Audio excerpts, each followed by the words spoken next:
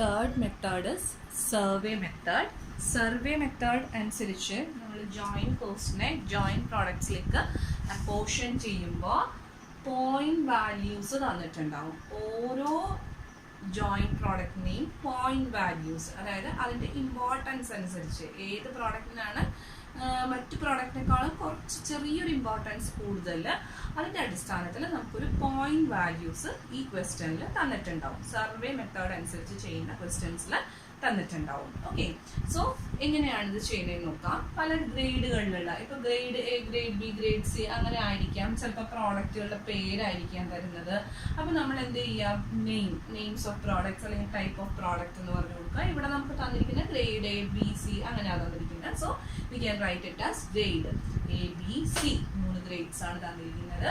അതിൻ്റെ എത്ര യൂണിറ്റ്സ് ആണ് നമുക്ക് കിട്ടിയിരിക്കുന്നത്, എത്ര ഗ്രേഡ്സ് ഉള്ള എത്ര യൂണിറ്റ്സ് ഒക്കെ കിട്ടിയിരിക്കുന്നത്, 600, 400, 200 ഇങ്ങനെയാണ് കിട്ടിയിരിക്കുന്നത്. ആക്ച്വലി നമുക്ക് കിട്ടിയിരിക്കുന്ന ഔട്ട്പുട്ട് 1200 പക്ഷെ നമുക്ക് പോയിന്റ് വാല്യൂസ് തന്നിട്ടുണ്ട് അല്ലേ, അതിൻ്റെ ഇമ്പോർട്ടൻസ് അനുസരിച്ച് പോയിന്റ് വാല്യൂസ് തന്നിട്ടുണ്ട്. സോ നെക്സ്റ്റ് ലൈൻ എന്ന് പറയുന്നത് പോയിന്റ് വാല്യൂസ് എഴുതുക.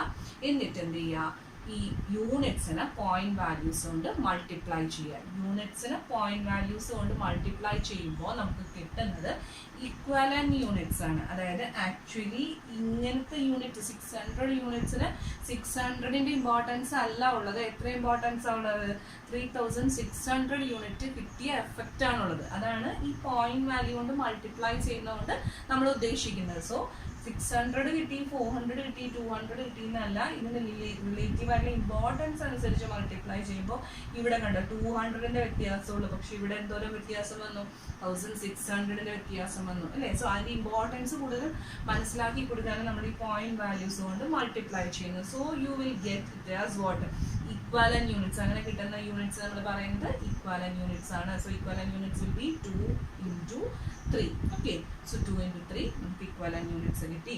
ആൻഡ് ഇക്വലന്റ് യൂണിറ്റ്സിന്റെ ടോട്ടൽ കണ്ടുപിടിക്കുക. ഓക്കെ, നെക്സ്റ്റ് കോളം എന്ന് പറയുന്നത് cost per equivalent units.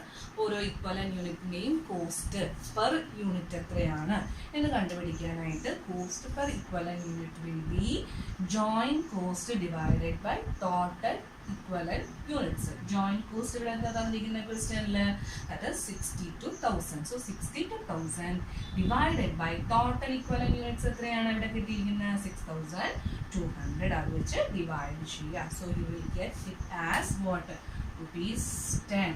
Okay, so ₹10 ആണ്, ₹10 per unit ആണ് എന്ന് പറയുന്നത് കോസ്റ്റ് പെർ ഇക്വലന്റ് യൂണിറ്റ് എന്ന് പറയുന്നത്. Okay, cost per equivalent unit കണ്ടു കഴിഞ്ഞാൽ ഇതിനെ ജസ്റ്റ് ജോയിന്റ് കോസ്റ്റ് അപ്പോർഷൻ ചെയ്യുന്നതെന്ന് പറഞ്ഞാൽ എങ്ങനെയാ, 4 into 5, ദാറ്റ് ഈസ് ഈ units into cost per unit. That will be the apportionment. Okay,